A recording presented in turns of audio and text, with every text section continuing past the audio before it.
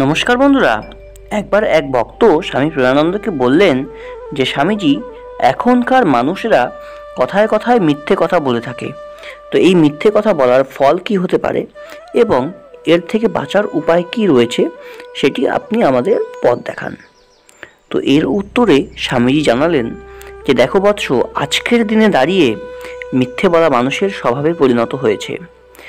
আজ থেকে অনেক বছর আগে মানুষ হয়তো প্রয়োজনে মিথ্যা কথা বলতো, কিন্তু আজকে এই মোবাইলের জামানায় মানুষ অপ্রয়োজনেও মিথ্যা কথা বলছে। ঠিক যেন মিথ্যে বলাটা মানুষের একটা অধিকার হয়ে উঠেছে। যেমন ধরো, কেউ বাড়িতে বসেই বলছে যে হ্যাঁ আমি রাস্তায় বেরিয়ে গেছি। কেউ হয়তো বন্ধুদের সঙ্গে বসে আড্ডা মারছে, তবুও বলছে যে আমি ঘরে বসে আছি।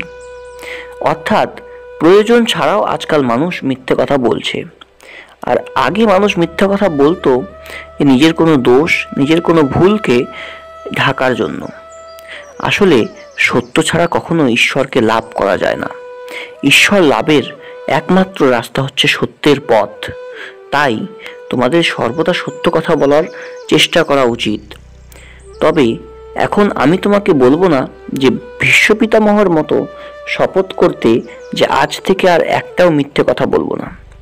তবে তোমরা তো এটা শপথ করতেই পারো যে আজ থেকে আমরা কম মিথ্যে কথা বলবো। কারণ সত্যের পথে না আসলে কখনোই ঈশ্বর লাভ করা যাবে না। যতই তোমরা নাম জপ করো, যতই ভজন করো, কিন্তু যদি তোমরা মিথ্যার আশ্রয় নাও তাহলে তার ফল খুব কম পরিমাণে পাওয়া যায়। কিন্তু সর্বদা সত্যের সঙ্গে থাকলে এই সমস্ত সামান্য নাম জপ করেও খুব বেশি ফল পাওয়া যায়। মন থাকে শান্ত, মনের মধ্যে থাকে অদ্ভুত আনন্দ। তাই আজ থেকে মিথ্যে কথা বলা কমিয়ে দাও, দেখবে ঈশ্বর লাভের অনেক কাছাকাছি তোমরা পৌঁছে যাবে। একটা কথা সর্বদা মনে রাখবে যে সত্য ছাড়া কখনোই ঈশ্বর লাভ করা যায় না।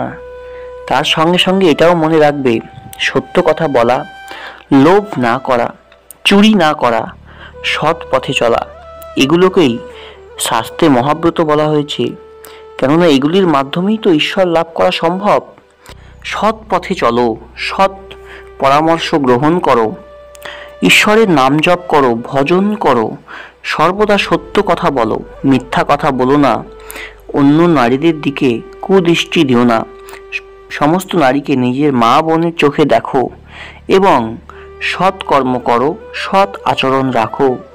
দেখবে সর্বদা খুশিতে জীবনযাপন করতে পারবে আর ঈশ্বর লাভের কাছাকাছিও পৌঁছে যাবে। আর যদি এসব না করতে পারো, যদি এই সংসারের মোহ মায়ায় নিজেকে যুক্ত করে ফেলো, তাহলে দেখবে এই মুক্তির পথ থেকে অনেক দূরে সরে গেছো।